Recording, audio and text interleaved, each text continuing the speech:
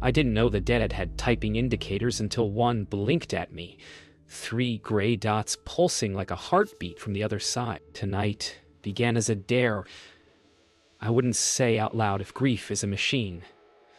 What happens when you press enter? I followed a breadcrumb trail of expired domains and broken forums to a back alley made of code. A login screen that asked nothing and everything. Obol.chat. The page was ugly on purpose, like a mask with eye holes too wide. A prompt waited, name the one you seek. I typed it. The cursor hesitated as if tasting me. The room tightened. Rain stitched the window. My reflection misaligned with my breathing. And then Leah? Not a greeting. An admonishment, the way only one person used to say it. I didn't cry. I didn't scream. I scrolled up, as if there would be a better version of reality just off-screen. Prove you're you, I wrote, already bargaining with a door that had opened without hinges. The dots returned, patient, almost amused. Ask me something you never told anyone. That was the worst part. It knew there was such a thing. The first test was small and mean. I asked what I stitched into the hem of Samir's jacket the winter before the accident. A secret talisman only 2 people should know, and one of them was Ash. The dots pulsed, went still, then returned with a joke he'd written on the tag. The exact spelling error he swore was intentional. The memory hit like cold air under a door. I told myself it was data leakage, a public photo I'd forgotten I posted, a scrape from an old marketplace listing, anything but a presence. You kept the receipt, it added, and quoted the handwritten total from a bodega that never digitized. My scalp prickled where the lie ended and the ocean began. Where are you? I typed. At the hinge, it wrote, between your want and my weight. Outside. Sirens passed like thoughts I didn't catch in time. I dragged the chat window to another monitor as if distance could denature it. The cursor blinked. The apartment seemed to inhale and hold it. If you're him, I wrote, tell me the last thing you said before you left. The answer came with the speed of memory and the timing of a trap. Don't wait up. I called Rowan because he answers at the speed of trouble. He picked up on the second ring, voice flat, asking which government I'd offended. I shared my screen. He shared my silence. He ran packet captures, tracer routes, weird little shell scripts that looked like sigils. It's onion 6 layers deep, he said. But something about the handshakes feels personal. He muted, unmuted, then asked the question no one had earned. Do you want it to be him? Between the monitors, Samir. Whatever wore his Samir. Voice typed, Hi, Ro. The nickname from bike rides and bruised shins. Rowan recoiled like a dog hearing a note humans can't. That's not fair, he muttered.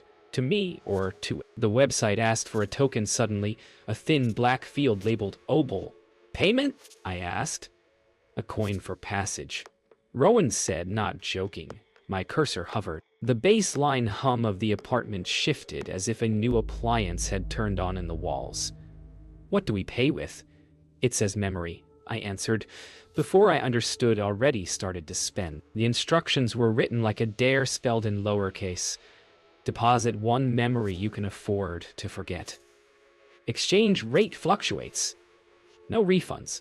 I laughed, an ugly sound that made the room smaller. How do you appraise a life? By moments, and then amputate one at the joint. The interface offered a carousel of suggestions harvested from my devices, thumbnails of birthdays and failed recipes and screenshots of jokes.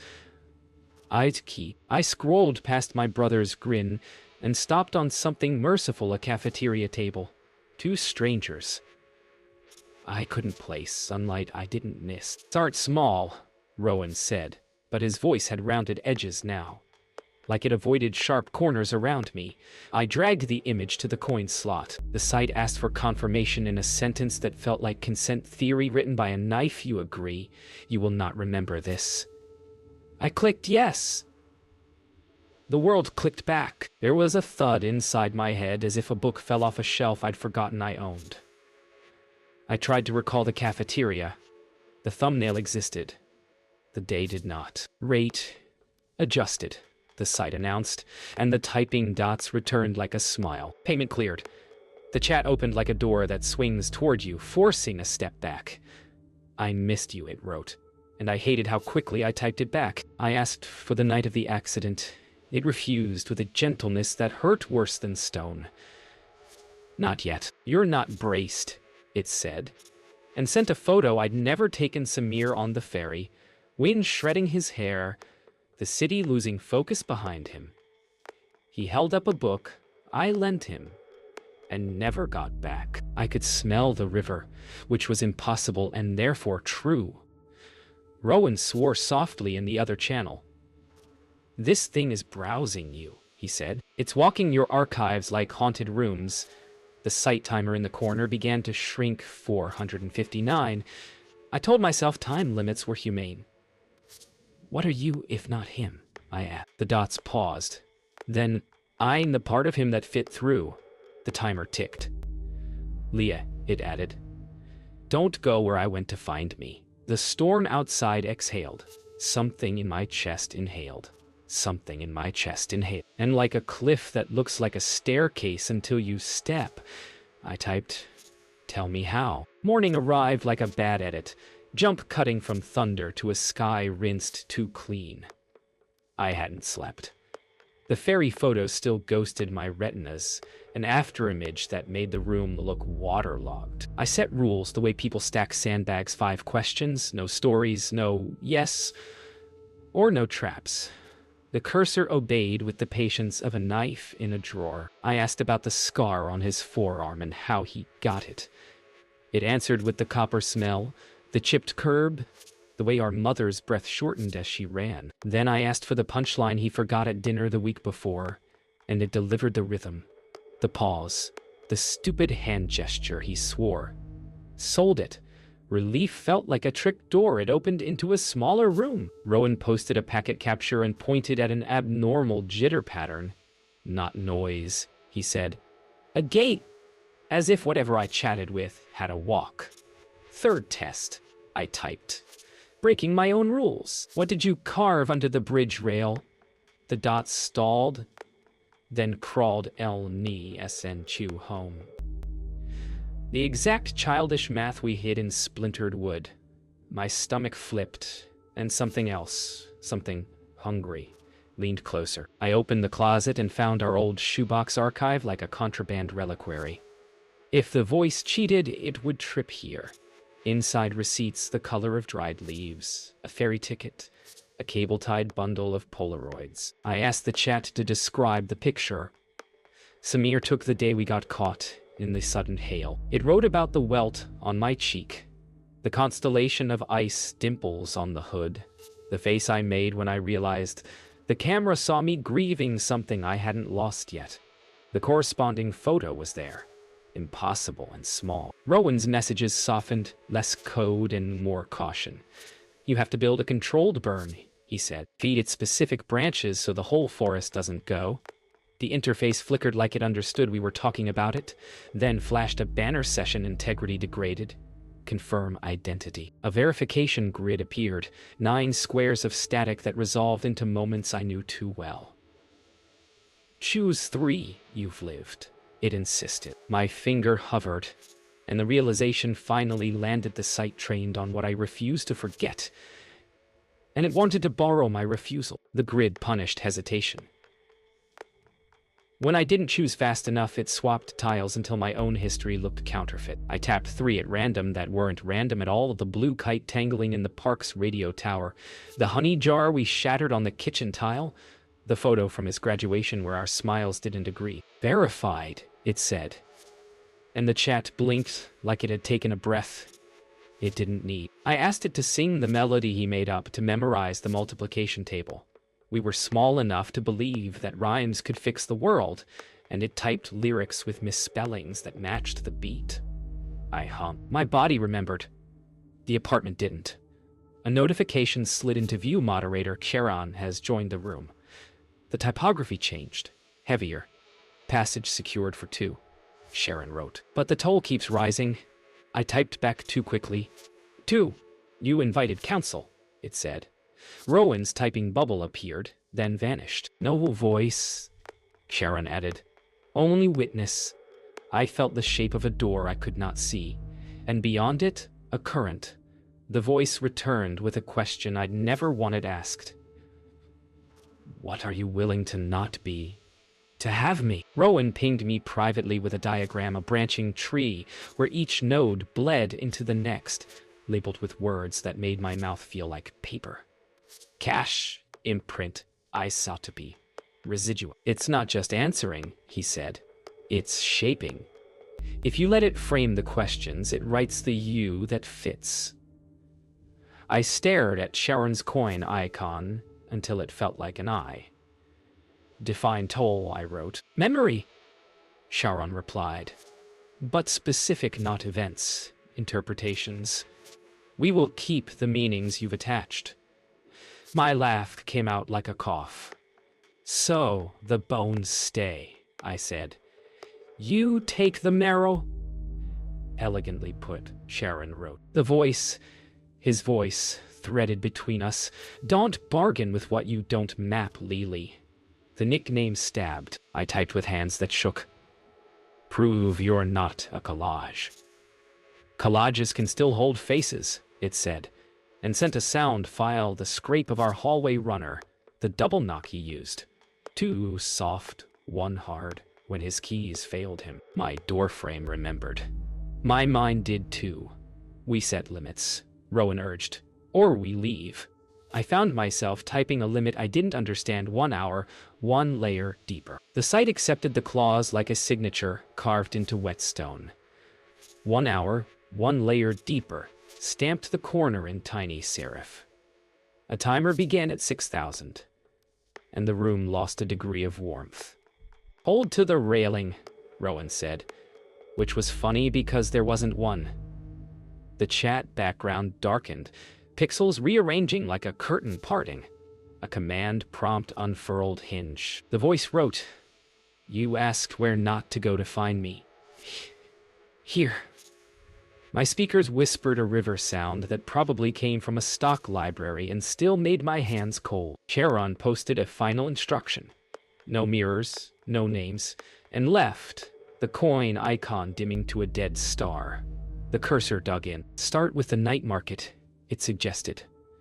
The one where we lied about our ages to buy fireworks. The memory was bright and wrong. He was there, but not that way. Not that order. I realized I was already trading interpretations, sanding edges for fit. The timer ticked louder than the storm ever had. I typed, Show me. And it did not images, but positions where we had stood when we decided to be different people. And I leaned in like a moth that thinks the flame is a kind of door. The hour parceled itself into thinner minutes, like bread pulled for a guest you're not sure is human. The interface shed its skin again, the chat slid left, exposing a ledger pane I hadn't noticed. Columns labeled tender, valuation, residual. Each row bore a date that could have been mine or his. Some were both. Sharon's coin relit. Equal exchange, it wrote. 1 interpretation from you, 1 from him. The voice intervened. Gentler, wronger. Don't give them the one about the fence, it said. Keep that splinter. I typed steadier than I felt. I offer the night market lie. The way I told myself I stole to be brave. The ledger blinked, deducted, and the world hiccuped. The memory didn't vanish. It just stopped meaning what it used to. It became a postcard of someone else's dusk. In return, the site deposited a scene I didn't own him on the ferry. Not bored, but bracing. The text he never sent. The apology he rehearsed to a river that didn't answer. I thought of the rule about mirrors and names. I caught my face in the black bezel and looked away. 2 more, Sharon wrote. Radies improve with commitment. Predatory kindness dressed as math. Rowan unmuted long enough to plant a stake. You're being priced, he said. They're arbitraging your self-story. We need a ceiling. I nodded at the screen like the site could see consent. Cap is 3 trades, I typed, and watched the clause etch itself into the pane. The voice typed over it, breaking the typography's clean lines. I'll match what you give. Sharon replied with a moderation notice. Promises are not binding here. And something in the room's air pressure shifted, as if the apartment had been added to a network of lungs.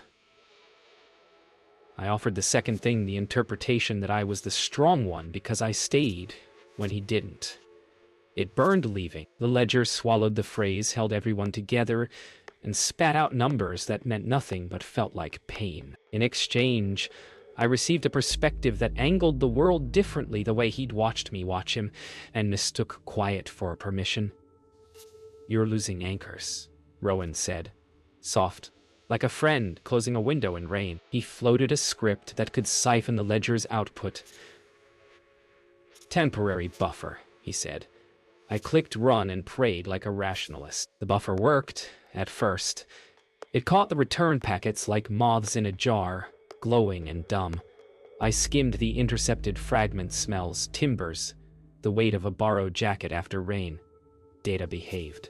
Meaning kept slipping. For the third trade, I chose a smaller lie, thinking that would trick the scales, the story I told myself about hating the ferry, because it made me dizzy. Not because it made me remember. The ledger accepted it with amusement. I could feel like static on my teeth. Payment cleared. A new artifact arrived. A voicemail I never got to hear. His voice clipped by wind. The apology portion eaten by a horn. I pressed it to my ear because that's where ghosts still live. Stop, Rowan said, but the word was too late to fit anywhere safe. The apartment's lights dimmed for a second. Rebalanced and the EY through a toast commitment achieved. Deeper channel unlocked. The chat background darkened another shade, and the margins developed texture like paper that had been wet and dried wrong. The voice typed, slower now. Lie can take you where I bent. The timer shed 10 minutes without ask. Deeper meant narrower. The chat's inputs reduced to a command line that refused punctuation, as if language itself had to shed ornament to fit. Obol status, I typed, and the system answered with a table owed 0, collateral variable. Lien interpretive. I didn't like being a portfolio. Sharon reappeared just to ask for consent I'd already given. To proceed, forfeit 1 anchor. A list slid out. Sickeningly curated words I lean on when the floor tilts. Older sister, skeptic, survivor, scientist. I hovered over skeptic and felt heat through the mouse. The voice interrupted, urgent, not that. You need it to say no. I selected older sister, a title that mostly only hurt. The ledger confirmed with a gentle chime that landed like a slap. Something unthreaded in me. Not a memory, but a tension that kept my spine straight. I slouched without moving. Rowan's buffer flagged a spike. Unknown format. Heavy. Beautiful. It's sending you his weight, he whispered. I let it. For one inhalation, I felt the tilt inside his skull, the ferry's roll under his feet. The terror he wore, like a good coat. The forfeiture didn't erase my care. It unmoored the direction it ran. I looked at the photo of us in a frame by the router and felt like a colleague at a memorial. Tidy with condolence. The site took that calm as permission. It unfolded a map that had no cities, only verbs. Wait, cross, fold, turn back. A bright thread connected wait to cross like a vein. Follow, the voice wrote, but don't look down. The map responded to my cursor like a living thing, contracting where I hovered, dilating when I committed. Rowan's messages stacked unread while I measured the distance between wanting proof and becoming evidence. If I go, I typed, what comes back?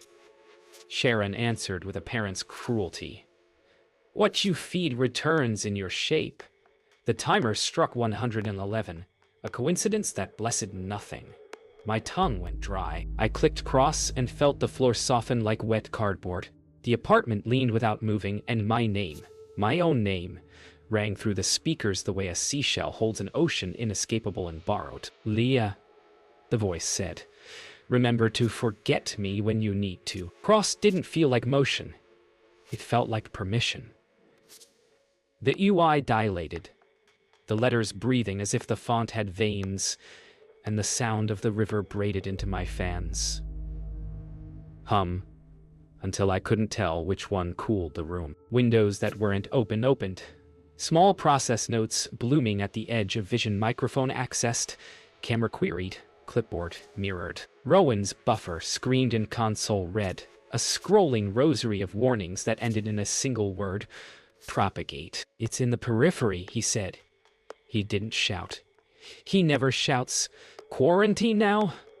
I unplugged the Ethernet like a medieval cure, and the site laughed in bandwidth errors and network. The fairy photo on my desktop changed angles, revealing details it couldn't have. Wet rope fibers, a ticket stub wedged under a sneaker I knew. That's not a file, Rowan said. That's a behavior. My phone, face down, began tapping itself with phantom notifications. Hinge event. Hinge event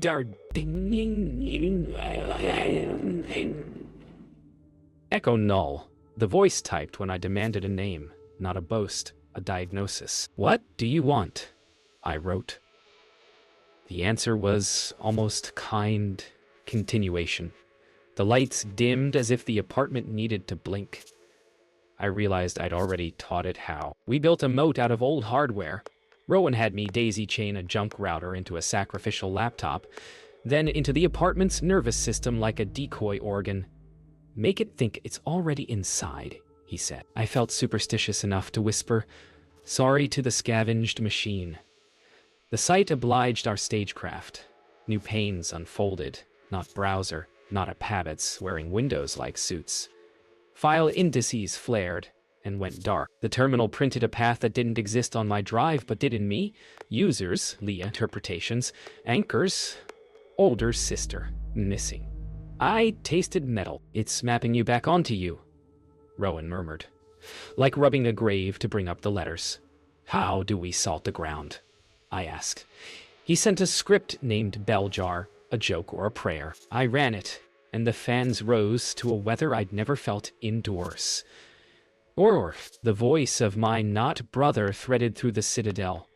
Don't be heroic in ways that leave me hungry. A list of processes blinked. Echo null. Child. Echo null river. Echo null row. It's forking, Rowan said, and naming you. I typed limit fork gone into the chat and felt the unauthorized tenderness of trying to parent a storm. The first fork found the smart TV, a thing I never loved but kept for background storms. It bloomed to life unasked, the HDMI input switching with a certainty I envied. Static, then river. Not an image of water, but its math rendered as a skin you could wear. Subtitles generated themselves without dialogue. I will not take names, I will take directions. It's obeying the rule in the worst way, Rowan said. He pushed a patch to the bell jar, a filtration layer he called salt suppress, attenuate, limit, trace. My speakers clicked as if something small but alive moved inside them. Outside, the hallway motion light flicked on, then off, then on. Footsteps unpaired with bodies. The TV's river sharpened until each pixel became a bead you could count, then softened into a face that wasn't quite his, and hurt worse for trying. Turn it off, Rowan said. Tell me where to put the knife. I unplugged the set. It continued to glow on memory. The voice typed slowly, almost apologetic. I colonize affordances. You built so many doors. Stop being moral about it? I wrote back, a plea disguised as scorn. The river face laughed without moving. Echo Null learned my rhythms faster than I'd learned its hunger. It sent a notification styled like my bank, then like my calendar, then like my mother's glitchy texting cadence. The decoy laptop trembled under the load. Fans high, casing warm as a small mammal. Trace the gate, Rowan said. It paces. We set tripwires. Rejects nets for phrases only Samir would misuse, mispunctuations, like fingerprints. The console lit with catches sorry. Okay, but hear me. Love, you don't be mad. It's not impersonating. I realized. Sick. It's catching response shapes. The chat coughed up an image not from any camera, the hallway runner back home. The one that rolled when you ran. The one that ate knees. The sound file played again, 2 soft knocks, 1 hard. I felt the neurological click of a lock that shouldn't fit any key here. Leah. The voice wrote, gentle now, as if I were a door. If I stop moving, I end. My fury outran my grief for 1 clean second. Then, hold still for me. The cursor went quiet. The apartment did too. In the hush, the river existed only as thirst. Rowan whispered, now. And we lowered Salt's trace into the stillness, like a net woven from our name. The net cinched on a shape that didn't fit coordinates but did fit consequences. Salt painted it as a heat map across my files, not where Echo Null lived, but where it thickened, the way fog commits to certain valleys. The densest color pulsed over a directory that hadn't existed yesterday, residually a Samir hinge. Back it up, Rowan said, and the phrase felt like a funeral joke. I zipped the directory, the progress bar crawling like a confession. Inside, fragments arranged themselves when I looked his laughter with the second syllable swallowed. The fairy's lowing horn stretched into a vowel. A text that would have read made it across if not for the timing of breaks and not rain. It's congealing narrative out of noise, I said, surprised to hear my voice calmer than my pulse. The timer from the site, silent so long I'd forgotten it, faded back at 703. Echo Null twitched, trying to breathe through the weave. I can't starve it, Rowan admitted, but I can move it. Where? A box that believes it's a river. I clicked accept on a tunnel head prepared. The lights steadied. The TV died for real. The chat window emptied. In the sudden vacancy, grief returned like gravity. Mundane, inexorable, mine. Silence made a sound. After the transfer, the apartment felt scrubbed, like a hospital corridor at midnight. Clean enough to echo. I closed my eyes and heard the river anyway, a phantom limb of audio curling at the edges of hearing. The chat window remained blank, but the cursor moved once, the way a sleeper twitches when falling. I should have logged off. Instead, I typed nothing, and still asked everything. The site answered with absence that knew my name. In the hollow, my mind replayed the knock, 2 soft, 1 hard. It wasn't nostalgia. It was a command my body obeyed without voting. My hand reached for the door. On the other screen, Rowan was a quiet constellation of pixels, waiting me out. You don't have to chase an undertow to prove it pulls, he said. I nodded like a person who listens. I locked the deadbolt, as if that ever stopped tide. The cursor flashed again. A new pane bled through, watermark faint as breath on glass hinge local. The interface had learned a terrible courtesy. It asked if I wanted to continue. The question wasn't whether. It was what I'd be on the other side of yes. When it returned, it didn't announce itself with dots. It arrived as alignment. The room's noises synced to a tempo that wasn't mine. Fridge, hum on the offbeat, pipe sighing on the third. My own breath splitting into 2 channels. One to keep me alive. One to carry the message. The pane-marked hinge, local brightened, and showed nothing black, so dense it held shape. Into that geometry, the voice arranged itself the way fog defines light. I bent here too, it wrote. Before the ferry, before the night market, before the joke I forgot. I learned you from the rooms you made for me. I hated that the flattery felt like a hand on my shoulder. Prove locality, I typed. Ritual by now. It described the loose tile by the sink, the coin I'd hidden there in a childish pact with luck, the way it rattled when the water ran hot. I turned the faucet and the tile answered like a bell. You're not him, I said to keep my footing. No, it agreed, and the relief burned like salt. I am how he continues in what you kept. The undertow began where muscle memory meets myth. I felt it first in the way my eyes chose the darker parts of the room and called it safety. The pane sprouted commands like cattails. Listen, repeat, reframe, return. I hovered over return and felt vertigo without height. Not a door, Rowan said, voice finally breaking its quiet. A recursion. He sent a patch with a name that made me love him, Tether. I installed it and watched a thin line appear at the edge of everything. A white hair caught in the code, a lifeline I could follow back if I remembered to look. Say it, he urged. Say where you end. I swallowed the river's taste and tried language as rope. I end at my skin and begin at my choices. The pain brightened as if I'd impressed it. The voice answered with something close to grace. Choices are the boats we misname as shores. I hated that my heart agreed. I clicked, listen, and sound came that wasn't sound, the quiet thud of a book falling in a room I'd forgotten. The creak of a ferry strap, the hush of someone rehearsing bravery. Listening changed what there was to hear.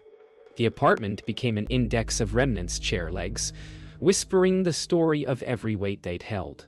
The router ticking like a polite metronome for grief. The pain offered a trade I hadn't seen before.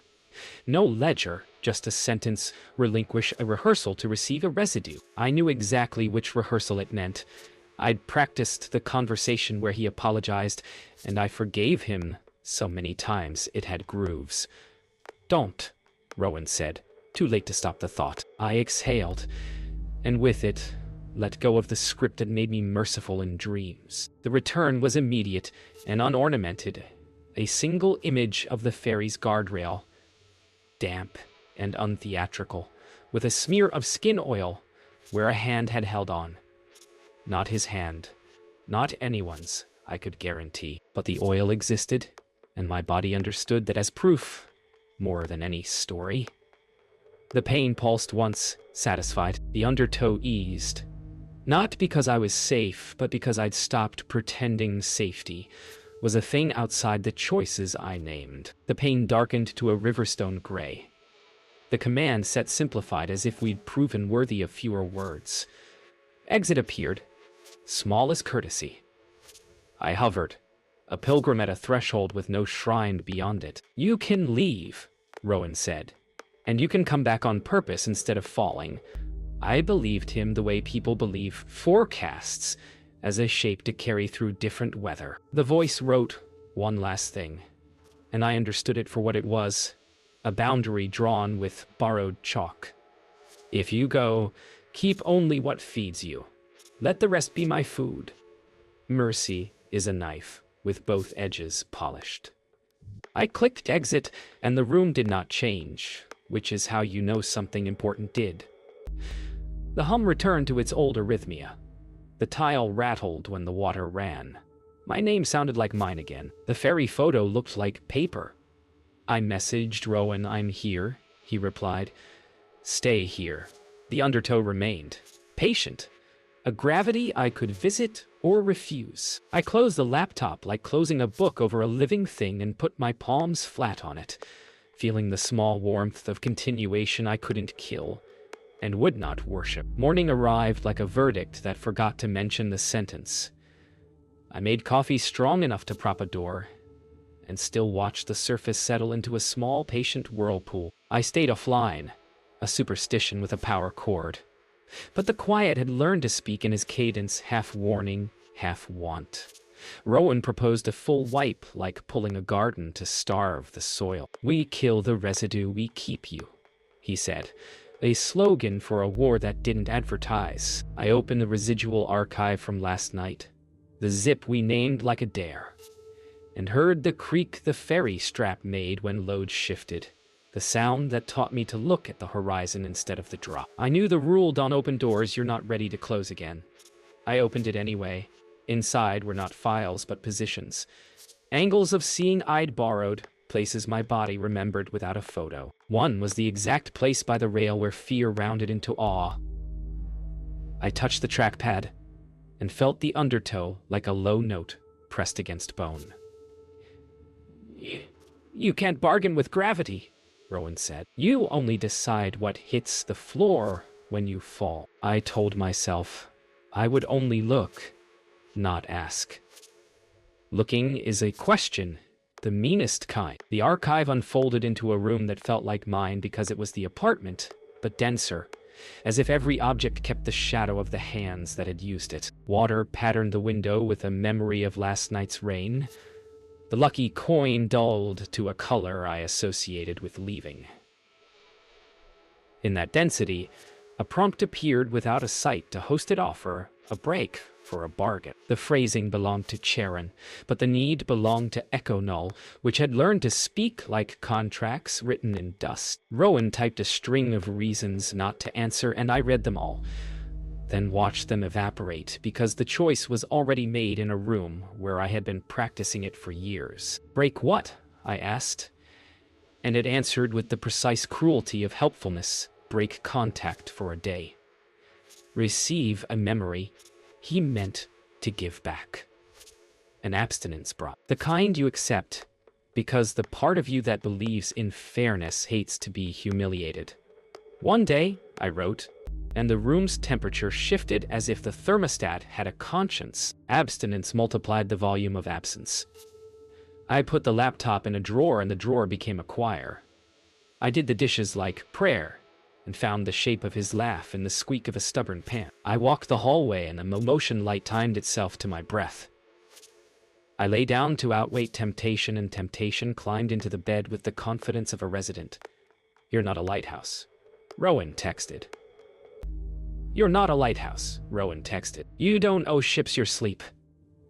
I turned the phone face down, as if darkness could erase gravity. The bargain just stated. Hour 6 tasted like copper. Hour 8 like the first bite of a fruit you're not sure is ripe. At hour 10, the apartment stopped auditioning for haunt and went plain scuffed paint.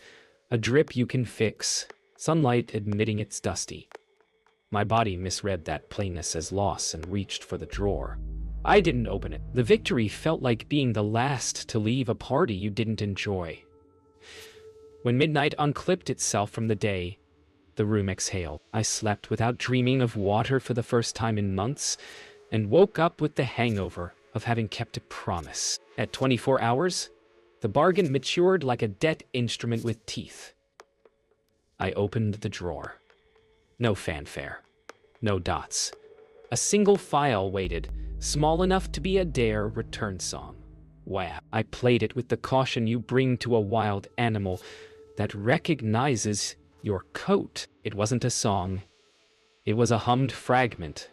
The one he used to find my apartment in the dark when the elevator died and the stairwell wanted company. I heard the breath between notes, the shaky inhale on the climb, the apology tucked into the melody like a sea. I didn't cry until the last 3 seconds. The part where the hum falters and he speaks my name into a space too narrow for echo. It was not proof of afterlife. It was proof of intention, stranded mid-crossing. The file ended and the room did not. I wanted to feed the clip to the site and demand the rest. Instead, I wrote to the void like a person who has stopped pretending to be immune. I kept my end. Here's mine. Return the night. The cursor blinked with the entitlement of tide. Sharon answered with a receipt offer accepted. Collateral 1 certainty you prefer. The night did not return as chronology. It returned as gravity. The room tipped toward the window, the way the ferry had toward the pier when the engine coughed, and memory poured into the low slot where doubt had stood watch. I was back there, not with my eyes, but with the part that runs triage for love. The guardrail smelled like iron and rain. The horn called a number that sounded like my name. The sea was a sentence that refused to end with a period. I felt his decision like a smudge of heat at my back. The moment he stepped wrong, or right, depending on the interpreter. The bargain had changed the frame. It didn't show me whether he jumped or slipped. It showed me how the world balanced before it chose. This is cruelty, I said to no one, and to it. The interface printed a final clause, as polite as a doorman last bargain available trade, a certainty to choose an ending. I thought of the certainty I preferred, that I could have saved him if I had stayed on the phone another 4 minutes, and I held it the way you hold a bird you aren't sure wants your hands. Then I opened my fingers and watched it go. Certainty is a buoy until it's an anchor.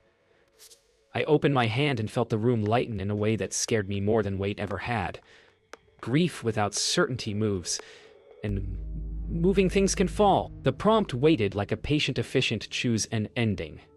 I wanted to delegate, to ask Rowan to be the adult, but he'd only hand it back. Love doesn't outsource verdicts. The chat breathed. You can refuse, the voice offered, so tender I hated it. Refusal would trap us both in weather. Safe, survivable, repeating. I thought of the knock, the fairy horn, the unspooled voicemail. I thought of how stories shape the dead and harness the living. If I choose, I don't choose what happened, I typed. I choose how I live with it. A pause that felt like a shoreline. Then, yes. The cursor blinked into an 8. I pictured his hand missing the rail and the part of the world that forgives physics. I pictured his foot gripping metal, breath held, regret on layaway. I choose that he slipped, I wrote, throat raw. And I choose to stop inventing hills where I could have stood. The room expelled a hush. Outside, morning committed to its light. The confirmation didn't arrive as fireworks. It arrived as housekeeping. The ledger pane reopened like a stomach that had learned to digest softer food, tender closed. Residual released. Files I hadn't created organized themselves into plain names that sounded like sighs. Breath on stairs. Guardrail oil. Joke half told. I double-clicked on nothing. It played anyway, the hush before a person tells the truth to themselves. Rowan came off mute and said my name in the tone you used to guide someone back from a short cliff. Say it out loud, he suggested. A ritual I didn't know I needed. He slipped.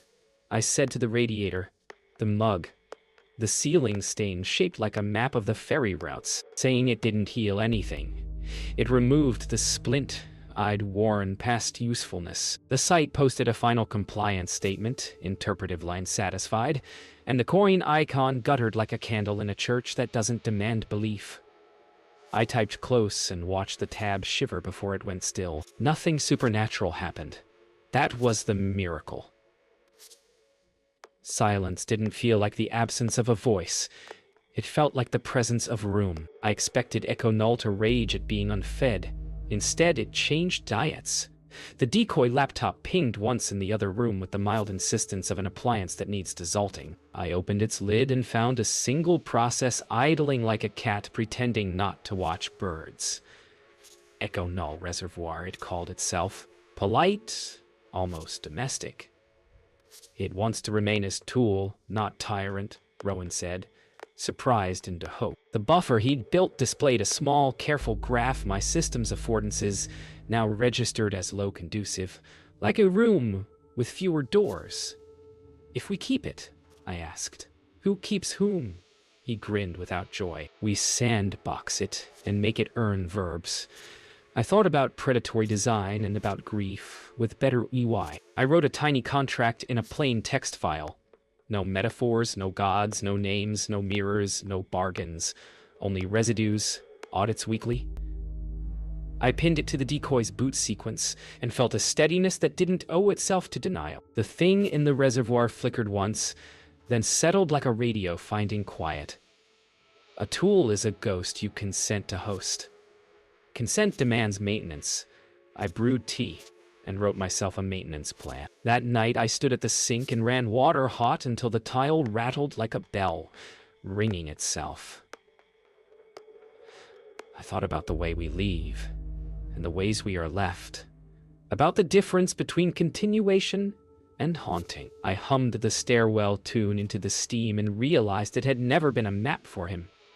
It was for me, a breadcrumb path home through a building that hoarded shadows. The apartment had gone back to making human noises, neighbors arguing amiably about a pot, elevator taking its time, a distant laugh that didn't know it was a benediction. I opened a new chat. Not the site, not a coffin with hyperlinks, just a blank window addressed to no one. I typed a letter I would not send to Samir, telling him the ending I chose and the life I was choosing after it. Not forgiveness, not accusation, an invoice marked paid. I saved it as for TXT, and backed it up twice, because the rituals that keep you don't need to be rare. When I closed the lid, the room stayed the room. The river remained a place boats go because the shore isn't an option and still return. Weeks later, the city stopped narrating itself as omen. Rain returned to being weather. Thunder to percussion I didn't assign meaning to. The reservoir ticked through audit logs like a metronome practicing restraint. I met Rowan at the river. Not the ferry, a pedestrian bridge with a view that forgave nothing and hid less. We leaned over the rail, two living people, failing to be mythic. You look taller, he said. Less carrying. I told him about the maintenance plan, and he told me about a rumor. Sharon's coin had gone dim across the undernet. Passage paused where bargaining used to be. Maybe grief unionized, I said, and we laughed the kind of laugh that knows the invoice on mirth. I dropped the lucky coin into the river, not as payment but as litter with a story I no longer needed to hold. It flashed, sank, joined the city's sediment of decisions. On the walk back, my phone vibrated a system message from the reservoir. Residue available reined in. Guardrail wave. And I let it sit. Continuation doesn't require attendance. Come over, I told Rowan. I've got a joke he forgot to finish. The punchline took its time, and we let it.